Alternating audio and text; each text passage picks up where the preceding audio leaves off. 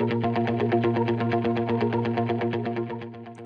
all know Mr. Krabs, right? He never shared his secret formula, okay? And he did everything he could to arm himself with employees against the antagonist Plankton. This may have seemed by everyone as an exaggeration, but this wasn't very far from the truth in big business. There were 5 big real-life Mr. Krabs in the Gilded Age. Historians call them the robber barons. First off is John Buchanan Duke, who gave lung cancer to people for a living. This is also called the tobacco industry, which he practically ran himself through monopoly and trusts.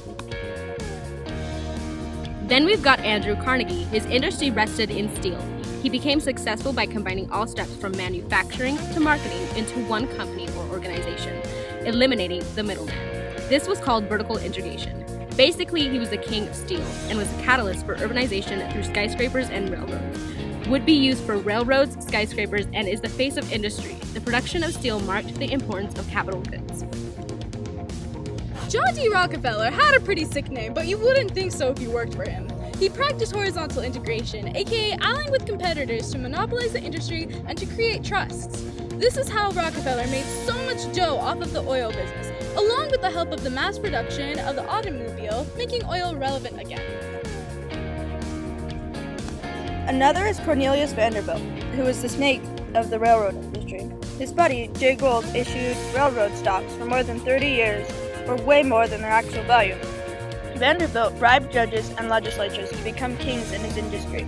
Also, pool agreements between a group of people or leaders of a company to keep their prices high and to keep competition low, were active in Vanderbilt's business. J.P. Morgan is the last one, and one of the most powerful since he basically owned money.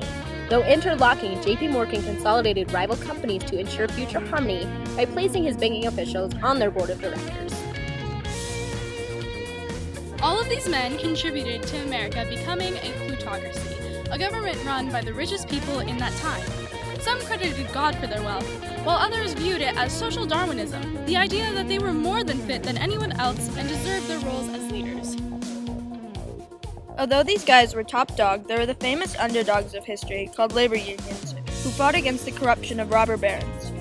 Also, laws were established to get rid of corruption, such as the Wabash case, which made it so the states are unable to regulate commerce, and the Interstate Commerce Act of 1887, which required companies to publish rates openly and provide equal access to shipping, and the Sherman Antitrust Act, which forbade big trusts that restricted trade but actually broke up labor unions